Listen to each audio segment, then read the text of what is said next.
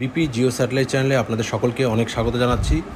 আপনারা জানেন এসএসসি নিয়োগ দুর্নীতিকাণ্ডে কিন্তু নতুন চাঞ্চল্যকর তথ্য প্রতিদিনই না হলেও প্রতি সপ্তাহে কিন্তু একটা চাঞ্চল্যকর খবর উঠে আসছে এবং গতবারের চাঞ্চল্যকর তথ্যের ন্যায় এই সপ্তাহেও কিন্তু একটা তথ্য যেটা নিয়োগ দুর্নীতি মামলায়, সেটা হচ্ছে যে আমরা কিন্তু জানতে পারছি বা বিভিন্ন সূত্রে যেটা জানা গেছে যে এসএসসি নিয়োগ দুর্নীতিতে কিন্তু শিক্ষাকর্মীরা যুক্ত ছিলেন।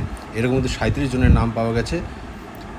আপনারা সকলেই জানেন যে এসএসসি নিয়োগ দুর্নীতি মামলায় 2016 সালে প্যানেলে চাকরি পাওয়া 25,753 জনের চাকরি কিন্তু বাতিল করেছিল কলকাতা হাইকোর্ট এবং সেটাই চ্যালেঞ্জ করে কিন্তু সুপ্রিম কোর্টে গিয়েছিল কিছু সংগঠন, প্রার্থী, কিছু শিক্ষক কিন্তু মামলা করেন।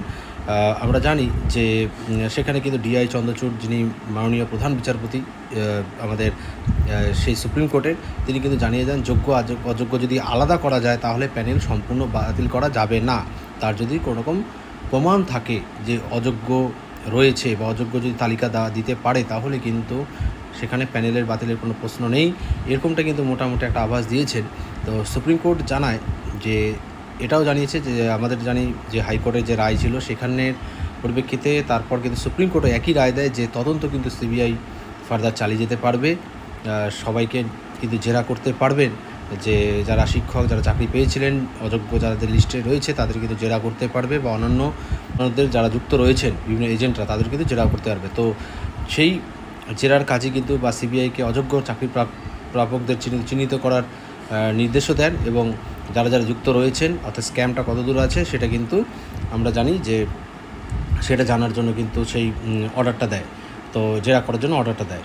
তো এখন যেটা জানা যাচ্ছে যে সিবিআই সূত্রে যেটা বলা যাচ্ছে যে এসএসসির 2016 সালের 2,500 জনের বেশি মোটামুটি অযোগ্য চাকরি প্রাপককে কিন্তু বাছাই করা গেছে এবং সেই সংখ্যাটা আরও বাড়তে পারে।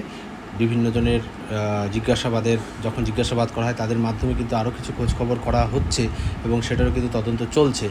আর এই ভিতরের তদন্ত করতে গিয়ে কিন্তু আমরা জানতে পারছি যে এজেন্ট কিন্তু এরকম 37 জন ছিল যাদের সরাসরি নামগুলো জানা গেছে।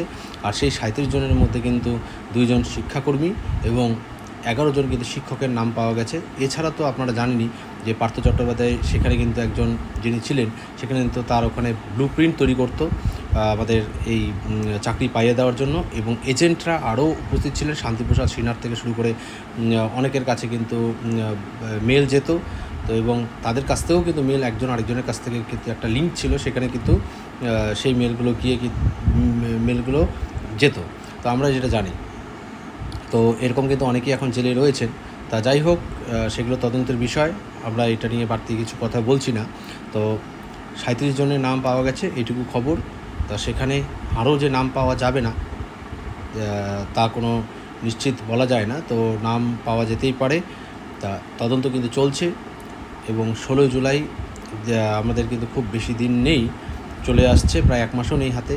তা দেখা যাক সেখানে কত দূর সেই তদন্ত এবং এসএসসির কী পজিশন নেয় এবং এসএসসির কী ধরনের তালিকা তৈরি করে। এবং তার সাথে সাথে একটা গুরুত্বপূর্ণ খবর জানিয়ে রাখি যে এর মধ্যে কিন্তু এসএসসির থেকে আমরা জানি যে নতুন করে কিন্তু অযোগ্যদের তালিকা প্রকাশিত হওয়ার সম্ভাবনা রয়েছে এবং যেটা সুপ্রিম কোর্টের রায় অনুযায়ী সংবাদপত্রে, দৈনিক সংবাদপত্রে, ইংলিশ হোক বাংলা, দৈনিক সংবাদপত্রে কিন্তু এই ধরনের তালিকা দিতে বলা হয়েছিল এবং সেটা নিয়ে কিন্তু এসএসসি মোটামুটি একটা পদক্ষেপ নিতে যাচ্ছে। তা যদি এরকম কোনো খবর পাওয়া যায় তাহলে কিন্তু অবশ্যই আপডেট নিউজ শেয়ার করে দেওয়া হবে আপনাদের সাথে। তো পাশে থাকবেন। ধন্যবাদ সকলকে।